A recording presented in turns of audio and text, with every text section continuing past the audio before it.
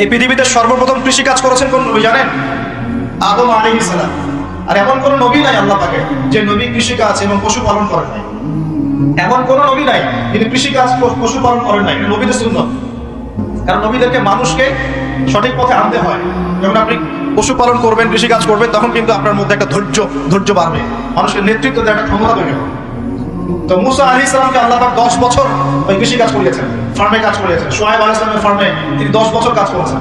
কারণ বনু ইসরাইলের মতো একটা ছিন্ন ভিন্ন জাতিকে তাকে নেতৃত্ব দিতে হতো। আল্লাহ পাক আগে তাকে তৈরি করেছেন।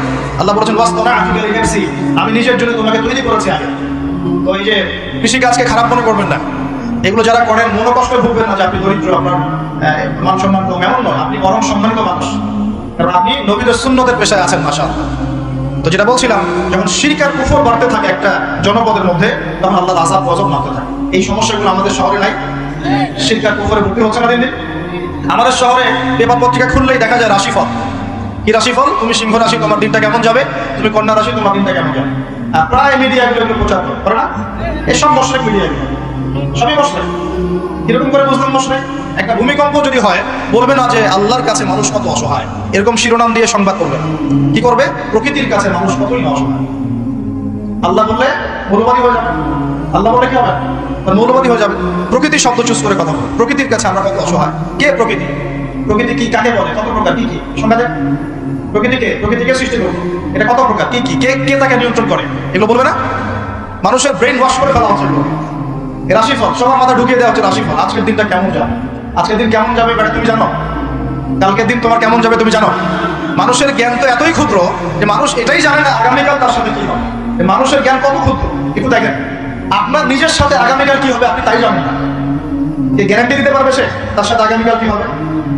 আর আমরা এখন আমাদের এই ক্ষুদ্র জ্ঞান নিয়ে মহাবিশ্বের স্রষ্টা আল্লাহর জ্ঞানকে পেনিট্রেট করতে যাচ্ছি। আল্লাহর বিধানকে চ্যালেঞ্জ করছি, আল্লাহর বিধান কোরআন সুন্নাহর বিরুদ্ধে চ্যালেঞ্জ করছি, বিভিন্ন কলাম লিখছি, বই লিখছি, বক্তব্য লিখছি না? তাহলে আমরা কি আল্লাহ পাকের সাথে আল্লাহ দ্রোহিতা করছি না? এবং আল্লাহর রহমত নেমে আসবে না আযাব আসবে? ভালো করে মাথায় বোঝেন লেকচারগুলো। তারপরে আসেন, এই রাশিফল কি শিরক না কুফর না ঈমান? কোনটা? এই শিরক না? ঢাকা শহরের অলিগলিতে এখন দেখা যায় আংটি বিক্রেতা বিভিন্ন আংটি বিক্রি করছে এবং তাকে রোগ ভালো হওয়ার গ্যারান্টি প্রদান করছে। এভাবে রোগ ভালো হয়? আংটি করেছেন, যদি ওর উপর বিশ্বাস স্থাপন হয় যে এই আমার রোগ ভালো করবে, তাহলে শিরক হবে না ঈমান থাকবে না চলে যাবে? কি হবে? কল্যাণ অকল্যাণের মালিককে, রোগ দেওয়া ভালো করার মালিককে। এখন বলতে পারেন তাহলে কি চিকিৎসা করবো না? অবশ্যই চিকিৎসা করবেন। কেন চিকিৎসা করবেন? কারণ আমাদের নবীজি বলেছেন আল্লাহ এমন কোন রোগ নাজিল করেন নাই যার শিফাও নাজিল করেন। আল্লাহ পাক এমন কোন রোগ নাজিল করেন নাই যার চিকিৎসা আল্লাহ নাজিল করেন নাই। মানে প্রতিটা রোগেরই চিকিৎসা আছে, অতএব চিকিৎসা করবেন। কিন্তু একটা জড়বস্তু আপনার রোগ ভালো করতে পারবে? কেউ কেউ টিয়া পাখি নিয়ে রাস্তায় ঘাটে বসে আছে ঢাকা শহরে, এগুলো চলতে ফিরতে দেখতে পারবে না। একটু ফিলোসফার হন, চোখ দিয়ে দেখেন। ফিলোসফি খারাপ জিনিস না। ফিলোসফি মানে দর্শন, আপনাকে ভেতর থেকে দেখতে শেখাবে। আর ভেতর থেকে দেখতে না পারলে বাহ্যিক চোখ দিয়ে দেখলে সবকিছু বুঝতে পারবেন। আল্লাহ পাক আমাদের সবার হৃদয়ের চোখটা খুলে দিন, বলি আমিন।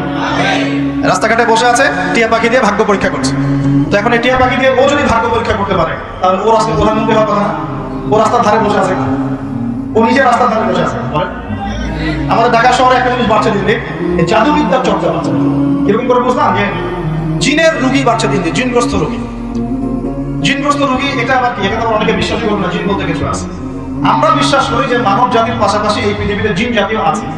মানুষের মাঝে যেমন ভালো মন্দ মানুষ আছে, জিনের মধ্যেও ভালো মন্দ জিন আছে।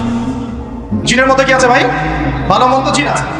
এক শ্রেণীর জিন আছে আল্লাহর অনুগত, এক শ্রেণীর জিন আছে উদ্ধত।